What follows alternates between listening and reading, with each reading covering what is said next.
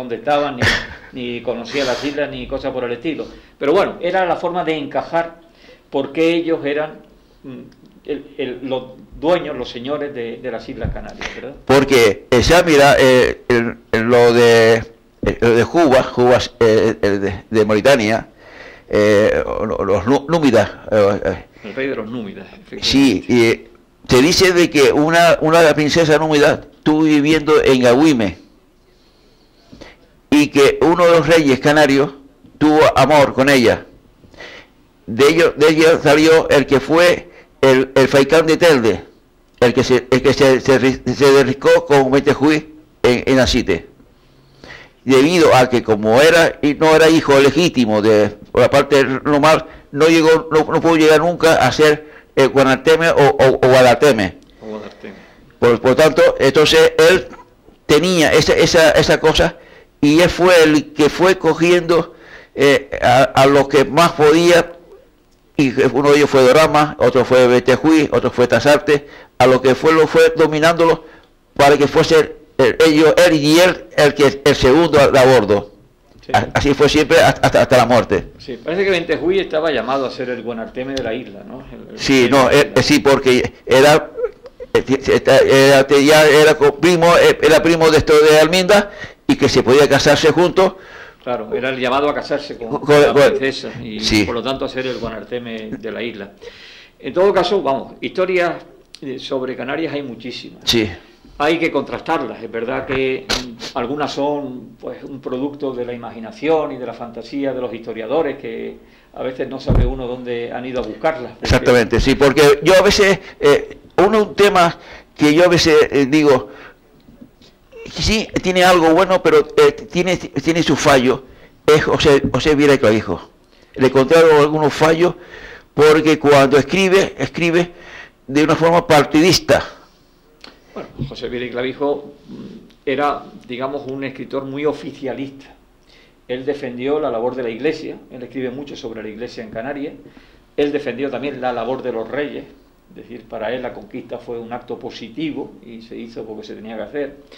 Es un muy buen historiador, lógicamente. Sí, sí, no. Hombre que escribe muy sí, bien. Sí, no. Literato es magnífico. Es fantástico. Pero yo, a ver, le encontré en algunos pasajes, le encontré yo, no me llena. No, entonces tengo que buscar a alguien que sea algo imparcial, que cuando me hable. Es difícil encontrar en la historia de Canarias. Sí, no. Y se ha visto alguno de ellos, José de Sosa. Es uno de los que Torriani también son imparciales, y habla y dice más o menos que lo que no debió ser y lo que fue. Entonces ahí me voy yo, digo, estos señores ya dicen más o menos lo que hay. Sabemos de que no tenía armas, las mejores armas las tenían los europeos, que eran los castellanos, o bien los normandos, o bien los portugueses, pero no hablan como si el pueblo canario fuese un pueblo salvaje, porque tenía su cultura, tenía hasta su forma de leyes, unas leyes fantásticas. Además tenía dos leyes, las leyes de los tiempos y la ley de los ancianos, que eran respetadas. No, vamos a ver, los aborígenes canarios en Gran Canaria tenían una estructura jerárquica muy bien determinada, desde el Guanarteme, que era el primero, después los trasquilados, que eran los últimos, ¿verdad? Y hay toda una serie de clases nobles y de clases trabajadoras. Sí. Luego estaban los guerreros, que tenía una clase también especial. Era una sociedad bien organizada. Sí. Y luego tenía las escuelas, universidades le llamaban los antiguos, como era Guayadeque, o bien las tirajanas, donde se hacían las damas de la nobleza iban a estudiar, y así sucesivamente. Entonces, tenía una cultura, y tenía médico, tenía astrónomo, tenía de todo. Ahora, a los hombres nunca les gustaban las cuestiones arcaicas, sino que eran cosas de mujeres. Sí. Ellos lo que gustaba era hacer deporte o bien desafíos personales uno a otro, a ver que tenía más fuerza y tenía más áciga, como decían ellos, áciga. Ojo. Sí, en algunas cosas tenían una vida que era una vida envidiable, ¿no? Porque hay una frase que yo recojo en el libro de los conquistadores que llegan aquí, que los ven, dice, y se iban a bañar ellos y ellas juntos, y nadaban y se regocijaban, y luego se iban cada uno a su casa, y dicen, bella vida si no se lo fuera a llevar el diablo. Es decir, les parecía que la vida era magnífica, lo único que, claro, como no eran católicos, no eran cristianos, pues iban a morir en el pecado, ¿no? Eso es la parte de la cultura que traían ellos, ¿no?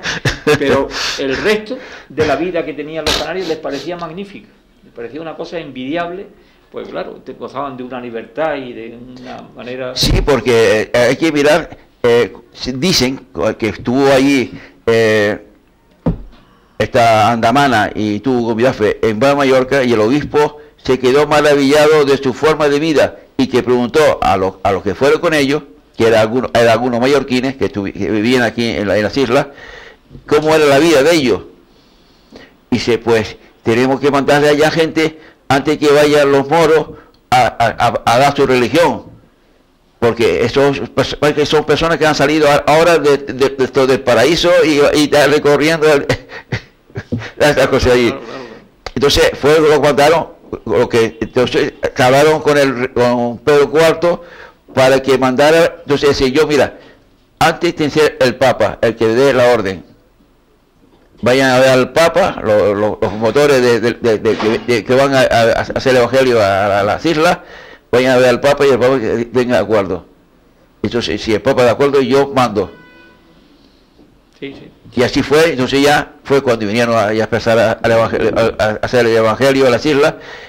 Y hay un tema muy bonito, según la historia, bueno, la que yo he podido mirar, Ginama. El Ginama le llaman el lugar de matadero, porque fue cuando la guerra entre Tel y Garda, para quedarse solo un reino, hubo ahí una matanza, y fue tan grande la matanza que ese día, que todos odiaron el lugar, y cuando vinieron estos franciscanos, Juan Doria y Segarra, lo mandaron allí a Ginama a hacer la iglesia.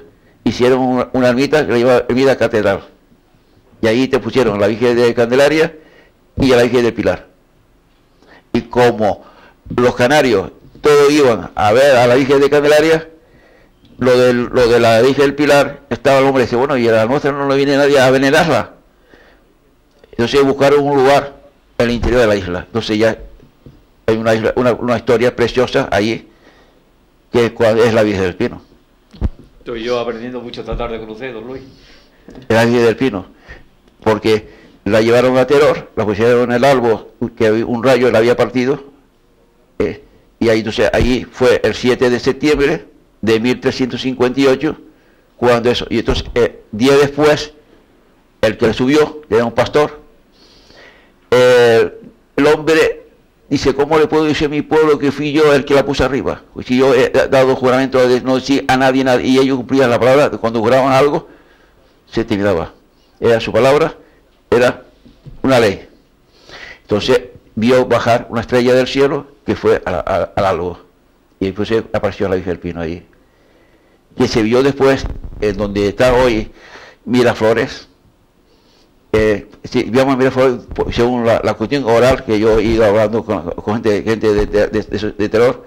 Dice, había unos pastores que una noche de septiembre miraron hacia el bosque y vieron una luz enorme. Dice, mira qué flor tan bella. Y